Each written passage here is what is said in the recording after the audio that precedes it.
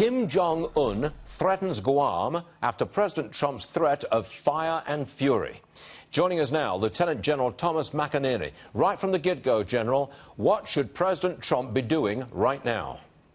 Well, right now, Stuart, he ought to be preparing for war for the next 6 months to a year. He has that much time.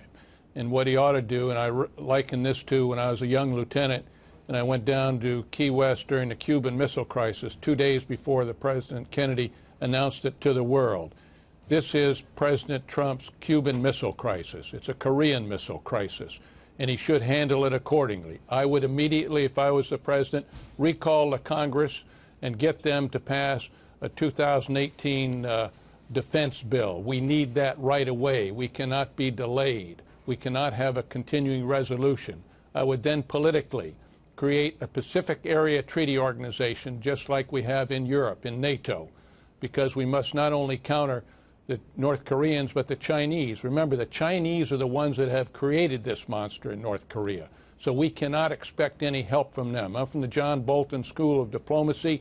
They are not going to help us, so we must do it ourselves. Do you think that the people of the United States would accept going into war in Asia rather than accepting North Korea as a nuclear power?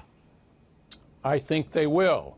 When you listen to what Kim Jong-un said yesterday about attacking Guam with nuclear weapons, and the only nation that he will attack are U.S. cities, we have no choice. It's not whether America wants to.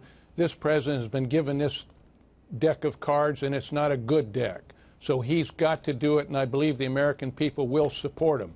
And we do have the ability, despite what John Songbird McCain said, we do have the ability to do it. It's going to be a combination of conventional and nuclear if we have to retaliate. But the first step would presumably be we shoot down their next missile launch. Would that be the first step, and would that be an act of war?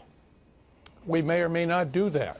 The fact is there are other things we can do. I would build up our offensive capabilities, our retaliatory capabilities, as I said, both nuclear and conventional. We use nuclear capabilities. If they fire one round on Seoul, we destroy in 5 minutes, because we have an airborne alert with cruise missiles that we can take out that artillery right away.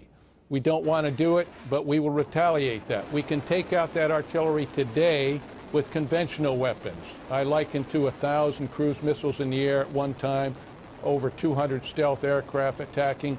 We can do that. We have that capability, and we need 6 months to a year to do it, and that's how much time we have.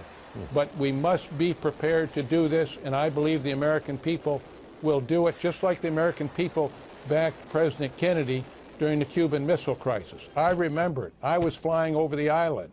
So this is what we are faced with. He didn't ask for this, and the nation does not need it now. But these are the cards he's being dealt. Okay. General Thomas McInerney, always strong stuff, and you delivered again today. Thank you, General. We appreciate you being with us. Thanks, Stuart. Yes, sir.